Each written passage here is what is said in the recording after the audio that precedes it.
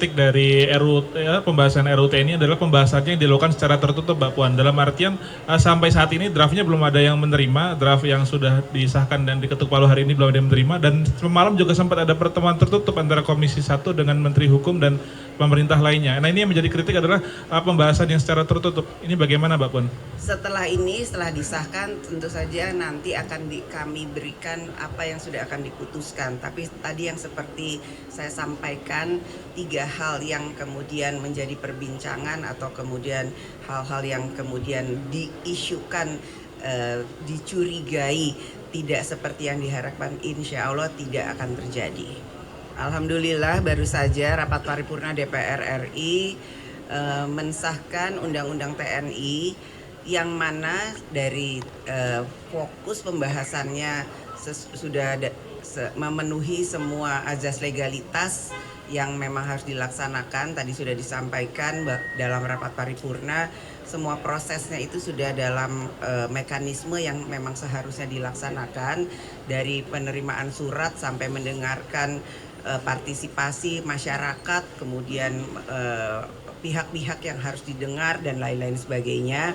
Bahkan pembahasannya pun dilaksanakan secara terbuka. Kami dari DPR dan pemerintah menerima masukan dan aspirasi dari seluruh elemen masyarakat yang dianggap penting dan perlu.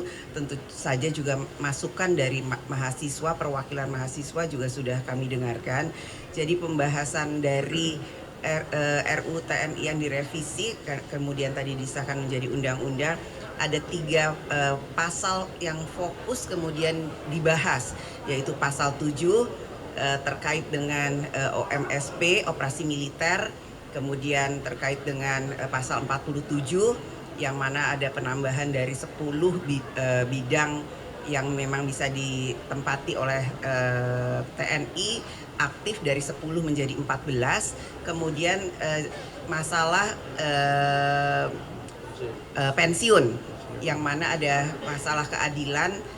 Jadi hanya 3 hal tersebut, dan tadi kami juga sudah menegaskan bahwa kami DPR RI dan pemerintah tetap menegaskan bahwa tetap mengedepankan supremasi sipil, kemudian hak-hak demokrasi, kemudian juga hak asasi manusia sesuai dengan aturan perundangan di Indonesia dan internasional.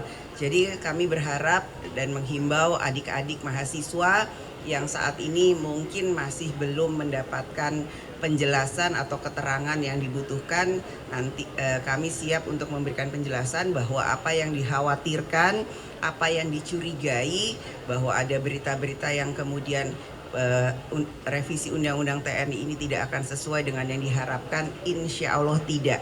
Dan kami juga berharap bahwa revisi Undang-Undang TNI yang kemudian tadi sudah disahkan adalah nantinya ke depan akan bisa bermanfaat bagi pembangunan bangsa dan negara. Ini menjadi kritik dari pembahasan RUU TNI adalah pembahasannya yang dilakukan secara tertutup, Mbak Puan. Dalam artian sampai saat ini draftnya belum ada yang menerima, draft yang sudah disahkan dan diketuk palu hari ini belum ada yang menerima, dan semalam juga sempat ada pertemuan tertutup antara Komisi 1 dengan Menteri Hukum dan pemerintah lainnya. Nah, ini yang menjadi kritik adalah pembahasan yang secara tertutup. Ini bagaimana, Mbak Puan? Setelah disahkan, tentu saja nanti akan kami berikan apa yang sudah akan diputuskan. Tapi tadi yang seperti saya sampaikan, 3 hal yang kemudian menjadi perbincangan atau kemudian hal-hal yang kemudian diisukan, dicurigai tidak seperti yang diharapkan, insya Allah tidak akan terjadi. Kemarin Pak, Koalisi Masyarakat Sipil juga mengkhawatirkan TNI bisa ikut mengawasi jalannya demo nanti setelah undang-undang ini berlaku. Dari DPR memastikan ini tidak ada, nanti bisa dicek, tidak ada. Kita tetap mengedepankan supremasi sipil.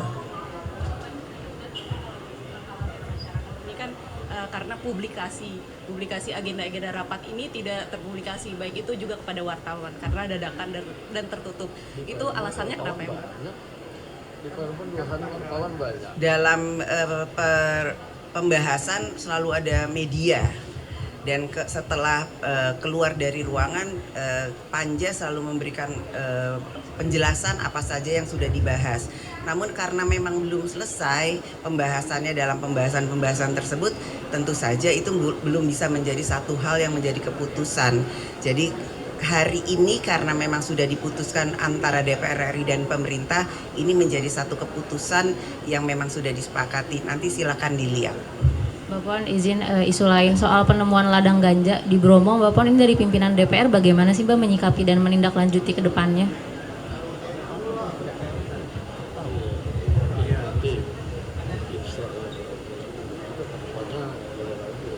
Ya, terkait dengan hal itu, karena memang ini baru ditemukan, harusnya hal itu tidak boleh terjadi dan saya minta kepada aparat penegak hukum untuk menyelidiki, menindaklanjuti dan membongkar dari mana dan kenapa itu bisa terjadi. Oke, Cukup? terima kasih. Terima kasih. Terkait dengan RUU P2MI, kerja migran kita yang tadi juga dibawakan di atas, ini kan salah satu. Itu kan baru menjadi usul inisiatif, nanti kalau sudah dibahas baru kita akan bahas sama-sama. Masalahnya Lebaran, Bu.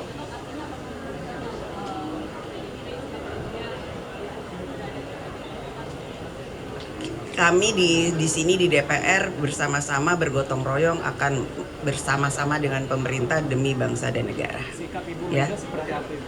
Mendukung karena memang sesuai dengan apa yang diharapkan. Ibu terkait Lebaran. Bahwa tadi kan yang baru hanya 3, tapi untuk larangan berbisnis apakah masih sama bahwa TNI tidak boleh berbisnis?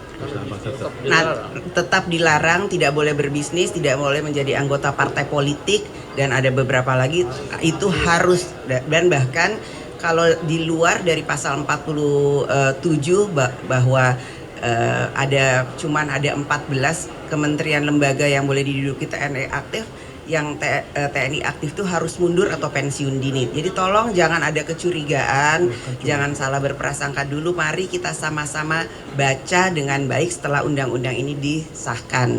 Kita jangan belum apa-apa berburuk sangka. Ini bulan Ramadan, bulan penuh berkah. Kita sama-sama harus mempunyai pikiran positif dahulu. Sebelum membaca, sebelum melihat, tolong jangan berburuk sangka dan berprasangka negatif. Pasal 7 Ibu soal terkait Lebaran, Bu, OMSP, persiapan Lebaran. soal OMSP ini tidak diatur masa tenggat TNI yang melakukan operasi di luar militer. Ini dikhawatirkan karena bisa menambah korban. Seperti apa? Itu nanti diatur dalam PP, dan insya Allah jangan sampai terjadi ada operasi militer. Ini kan hanya untuk antisipasi dan mitigasi. Jikalau terjadi akan dilaksanakan hal seperti itu. Namun jika tidak, jangan sampai terjadi, dan itu hanya penambahannya itu adalah untuk cyber dan penyelamatan warga negara di luar negeri jika dibutuhkan. Persiapan Apa? Udah di undang-undang. Udah ada di undang-undang, kita kan berpayungnya payung undang-undang. Puan, Wah, ini udah terlalu. Puan, kemarin ada desakan RUU Polri supaya segera dibahas karena KUHP sekarang lagi digarap di Komisi 3. Ini seperti apa, Mbak? Belum ada surprise dan kita lihat lagi ya. Udah dulu, ini lagi lebaran, nanti habis lagi puasa mau menuju lebaran, ini jam kritis. Iya benar. Ya, terima kasih.